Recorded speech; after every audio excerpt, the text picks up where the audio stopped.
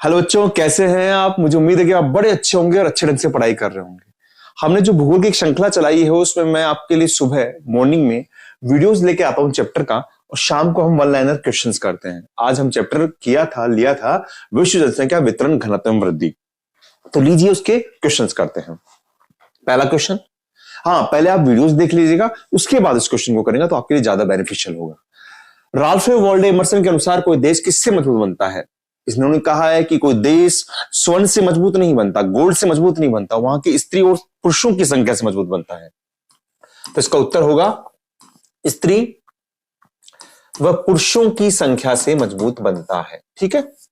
Next question, Asia में बहुत अधिक स्थानों पर बहुत कम लोग तथा बहुत कम स्थानों पर बहुत अधिक लोग रहते हैं। कथन किसने कहा, याद कीजिए, याद आया, जॉर्ज बी क्रेसी। बिल्कुल सही, जॉर्ज बी क्रेसी साहब ने कहा है। नेक्स्ट क्वेश्चन, निम्न में रिक्त स्थानों की पूर्ति कीजिए। बिल्कुल वन लाइनर क्वेश्चन है। विश्व जनसंख्या के कितने परसेंट भाग उत्तरी गोलार्ध में निवास करती है। 85% भाग उत्तरी गोलार्ध में, और बच कितना गया 100 में से 15% दक्षिणी गोलार्ध में। 85 और 15। विश्व की कितनी परसेंट जनसंख्या 10% स्थल भाग पर निवास करती है। 90% जनसंख्या 10% भूभाग पर निवास करती है। बिल्कुल ठीक। विश्व की 60% जनसंख्या कहां निवास करती है। एक महाद्वीप है भैया, एशिया महाद्वीप में, यानी सर्वाधिक जनसंख्या एशिया महाद्वीप में निवास करती है। नेक्स्ट क्वेश्चन देखिए, सर्वाधिक जनसंख्या वाला देश कौन सा है। इसका उत्तर हो जाएगा चीन। नेक्स्ट, भारत का विश्व में जनसंख्या के अनुसार कौन सा स्थान है। कौन सा है, बिल्कुल सही, दूसरा स्थान है। निम्न में से किस देश की जनसंख्या सर्वाधिक है। मैक्सिको, पाकिस्तान, रूस, नाइजीरिया। इसमें पाकिस्तान की सर्वाधिक है, पाकिस्तान की। मैक्सिको की 10वें नंबर पे है। जनसंख्या घनत्व का सूत्र लिखिए। इसका सूत्र हो जाएगा कुल जनसंख्या बटे कुल क्षेत्रफल। ये इसका सूत्र हो जाएगा। अगला क्वेश्चन क्या है, जनसंख्या घनत्व को परिभाषित कीजिए। दो परिभाषाएं बनती है। पहला तो ये किसी क्षेत्र में वहां की जनसंख्या व क्षेत्रफल का अनुपात जनसंख्या घनत्व कहलाता है। दूसरी बनती है कि प्रति वर्ग किलोमीटर में निवास करने वाली जनसंख्या क्या कहलाती है। निवास करने वाली जनसंख्या क्या कहलाती है, जनसंख्या घनत्व कहलाती है। थोड़ा स्पीड में चलेंगे हम, क्योंकि ये चैप्टर्स हमने पढ़ा हुआ है, उसकी क्वेश्चन से रिपीट हो रहे हैं। जनसंख्या की प्राकृतिक वृद्धि का घटक क्या है। किसी भी क्षेत्र की जनसंख्या कैसे बढ़ती है, प्राकृतिक रूप से, जन्म और मृत्यु से। सही जी, बिल्कुल सही है। तो इसका उत्तर हो जाएगा जन्म और मृत्यु, दो घटक काम करेंगे। नेक्स्ट क्वेश्चन, वास्तविक वृद्धि दर किन दो घटकों पर निर्भर करती है। देखिए, किसी क्षेत्र में जनसंख्या जन्म और मृत्यु से प्रभावित होती है, लेकिन कुछ लोग ऐसे होते हैं जो वहां पर किसी कारण आ जाते हैं, या कुछ लोग वहां से चले जाते हैं, तो एक प्रवास और काम करता है। तो जन्म, मृत्यु और साथ में आएगा प्रवास, यानी यहां पर आ जाएगा प्लस माइनस प्रवास। लोग आएंगे भी, लोग जाएंगे भी, और इसी को ही हम कहते हैं अभिप्रेरित वृद्धि दर। नेक्स्ट क्वेश्चन, जनसंख्या वृद्धि दर, सिर्फ जनसंख्या वृद्धि दर किन घटकों पर निर्भर करती है। तो ये भी 3 घटकों पर निर्भर करती है, जन्म, मृत्यु और प्लस माइनस प्रवास। यानी केवल मात्र अगर प्राकृतिक वृद्धि दर की बात करें तो 2 घटकों पर निर्भर करती है, जन्म, मृत्यु। बाकी चाहे वास्तविक की बात करें, चाहे अभिप्रेरित की बात करें, चाहे जनसंख्या वृद्धि की बात करें, वो 3 घटकों पर निर्भर करती है। जनसंख्या संक्रमण सिद्धांत की प्रथम अवस्था में जन्म दर, बिल्कुल आराम ध्यान से पढ़िए, वह मृत्यु दर की क्या विशेषता है। बिल्कुल जन्म दर यहां पर है उच्च, और आपकी जो मृत्यु दर है वो भी क्या है, उच्च। जनसंख्या वितरण को प्रभावित करने वाले निम्न युग्मों में से आर्थिक कारक 3 पड़े थे, खनिज, नगरीकरण, औद्योगिकरण। देखते हैं, आप यहां पर लेंगे जलवायु, ये तो भौगोलिक कारक है, तो यहां तो यही ऑप्शन खत्म हो गया। नगरीकरण है, खनिज है, जल की उपलब्धता नहीं है, ये भी कैंसिल हो गया। नगरीकरण है और खनिज है, तो यानी इसका आंसर हो गया नगरीकरण, खनिज, दोनों ही आर्थिक कारक है। नेक्स्ट ऑप्शन भी देखते हैं, औद्योगिकरण और मृदा। तो औद्योगिकरण तो है, लेकिन मृदा एक भौगोलिक कारक है, तो ऑप्शन इसका आंसर हो गया 3। नेक्स्ट क्वेश्चन, भारत की दशकीय वृद्धि दर कितनी है? 17.64%। कितनी है? 17.64%। भारत की 2011 में वार्षिक वृद्धि दर कितनी है? 1.64%। कितनी है? 1.64, 17.64 और 1.64। किस महाद्वीप में जनसंख्या वृद्धि, माफ कीजिएगा, सर्वाधिक है? जनसंख्या वृद्धि आते ही आपको लिखना है अफ्रीका। क्या लिखना है? अफ्रीका। और यहां पर पहले से लिखा हुआ है किस महाद्वीप में सर्वाधिक जनसंख्या निवास करती है, तो एशिया। और अभी हमने पढ़ा भी था कि 60% भूभाग पर एशिया महाद्वीप में निवास करती है, तो पहले नंबर पे एशिया हो गया। तो ध्यान रखना, जनसंख्या वृद्धि सर्वाधिक अफ्रीका, और सर्वाधिक जनसंख्या की बात है एशिया। निम्नलिखित में से विरल जनसंख्या वाला क्षेत्र नहीं है। विरल का मतलब कम लोग रहते हैं, तो ऐसा जो विरल नहीं है यानी ज्यादा लोग रहते हैं, तो अटाकामा बिल्कुल मरुस्थल है, ये विरल है। भूमध्य रेखीय प्रदेश ये भी विरल है। दक्षिणी पूर्वी एशिया ये विरल नहीं है, तो इसका उत्तर हो जाएगा दक्षिणी पूर्वी एशिया। और ध्रुवीय प्रदेश ये भी विरल है। नेक्स्ट क्वेश्चन, प्रवास को प्रभावित करने वाले प्रतिकर्ष कारक। प्रतिकर्ष कारक क्या होते हैं? प्रतिकर्ष कारक मूल स्थान की विशेषता होते हैं जो धकेलते हैं हमको वहां से गंतव्य स्थान की ओर, यानी नकारात्मक कारक होते हैं। तो देखेंगे, काम के बेहतर अवसर ये नकारात्मक नहीं है सर। जीवन संपत्ति की सुरक्षा ये भी नकारात्मक नहीं है। प्रतिकूल जलवायु ये नकारात्मक है, तो आंसर हो जाएगा स। क्वेश्चन आंसर इसका स।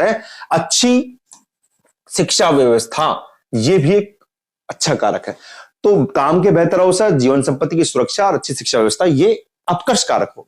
नेक्स्ट क्वेश्चन, निम्न में से अपकर्ष कारक यानी जो गंतव्य स्थान की विशेषता होती है, जो सकारात्मक कारक होते हैं।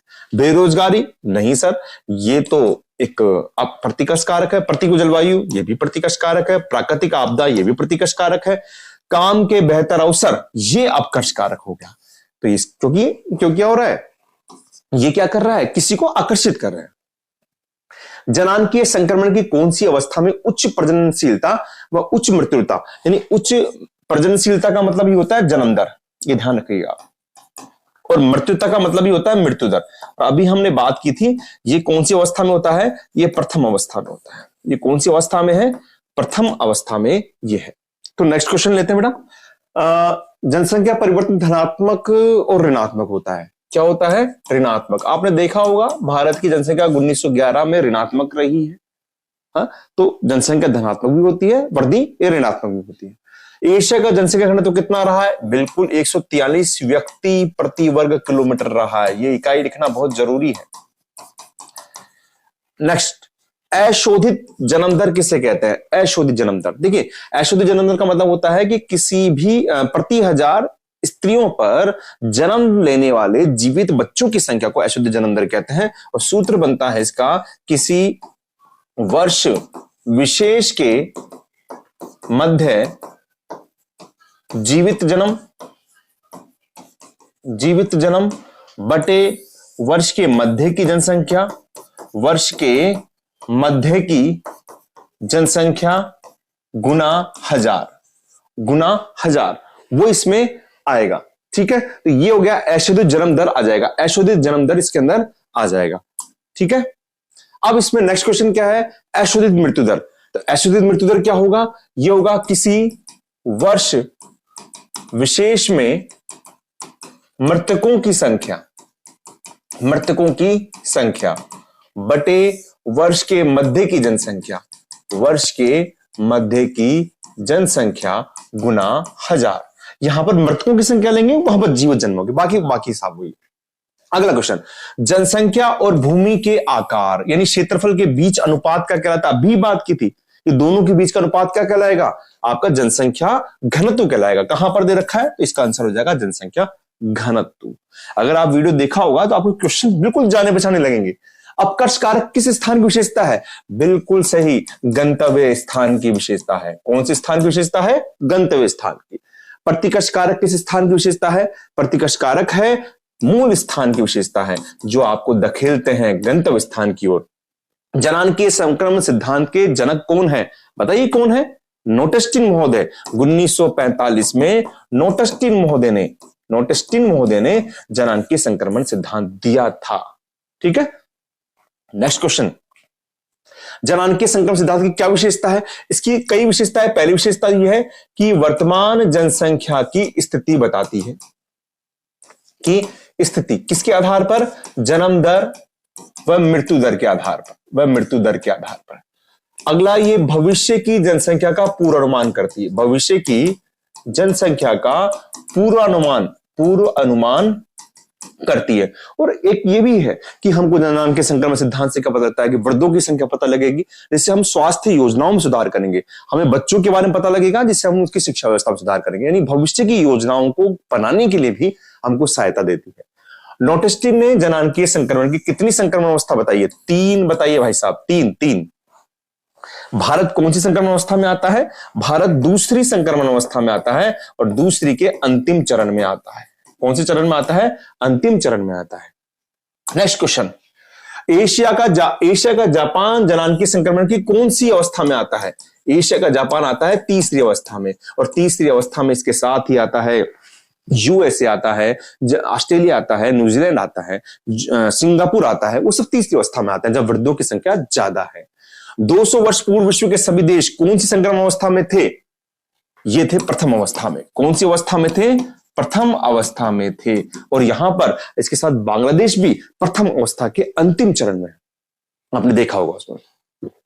जनसंख्या नियंत्रण सिद्धांत किसने दिया था? सोचिए किसने दिया था? 1798 में थॉमस मोल्थस ने दिया था। थॉमस मोल्थस ने दिया था, जिन्होंने बताया था कि कौन सी किताब में दिया था? पॉपुलेशन ऑफ ज्योग्राफी में दिया था, जिन्होंने बताया कि जनसंख्या समान गुणोत्तर रूप से बढ़ती है और जबकि संसाधन जो खाद्यान्न होते हैं वो समांतर रूप से बढ़ते हैं।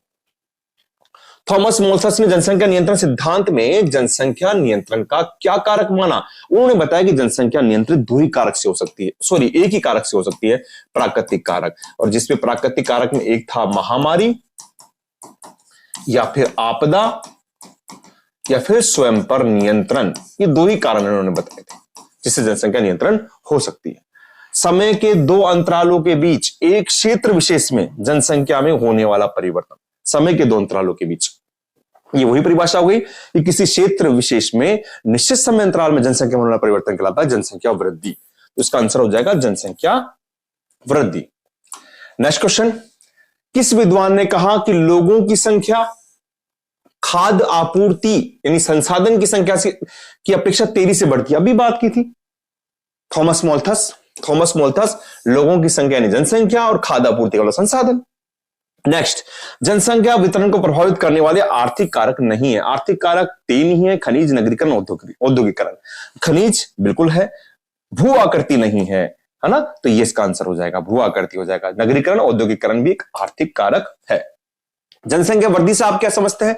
इसका मतलब है कि किसी निश्चित क्षेत्र में निश्चित समय अंतराल में, यही इसकी परिभाषा है, जनसंख्या में होने वाला परिवर्तन, जनसंख्या में होने वाला परिवर्तन जनसंख्या वृद्धि कहलाता है। ये पढ़ चुके हम। लोगों की संख्या व भूमि के आकार के मध्य अनुपात क्या कहलाता है? लोगों की संख्या यानी जनसंख्या, भूमि के आकार यानी क्षेत्रफल। तो इसका आंसर होगा जनसंख्या घनत्व। बहुत ही प्यारा आंसर है, बहुत ही प्यारा क्वेश्चन है, जनसंख्या घनत्व। घुमाकर बताया है लेकिन आंसर जनसंख्या घनत्व। निम्न में से कौन सा एक क्षेत्र सघन बसा क्षेत्र नहीं है? पश्चिमी ऑस्ट्रेलिया, ऑस्ट्रेलिया का पश्चिम भाग, ये मरुस्थलीय हिस्सा है, बिल्कुल ये सघन बसा नहीं है। बाकी यूएसए का उत्तरी पूर्वी भाग बसा हुआ है, पूर्वी एशिया भी है, यूरोप का पश्चिमी भाग भी सघन बसा हुआ क्षेत्र है। नेक्स्ट क्वेश्चन, निम्न में से कौन सा प्रतिकर्ष कारक नहीं है? प्रतिकर्ष कारक नहीं, अपकर्ष कारक यानी जो आपको खेचे। जलाभाव प्रतिकर्ष कारक है, बेरोजगारी प्रतिकर्ष कारक है, चिकित्सा शिक्षा सुविधा, ये अपकर्ष कारक है। ये क्या है? अपकर्ष कारक है। तो उत्तर हो गया चिकित्सा सुविधा, ये आपका अपकर्ष कारक हो गया। इसने कहा प्रतिकर्ष कारक नहीं है। धनात्मक जनसंख्या वृद्धि से आप क्या समझते हैं? धनात्मक जनसंख्या वृद्धि से मतलब होता है कि जन्म किससे ज्यादा हो? मृत्यु से, और अप्रवास ज्यादा हो उत्प्रवास से। और वैसे ही ऋणात्मक जनसंख्या वृद्धि से आप क्या समझते हैं? तो मृत्यु ज्यादा हो जन्म से, और उत्प्रवास ज्यादा हो अप्रवास से। तो वहां पर जनसंख्या क्या हो जाएगी? ऋणात्मक वृद्धि में चल जाएगी। Next question,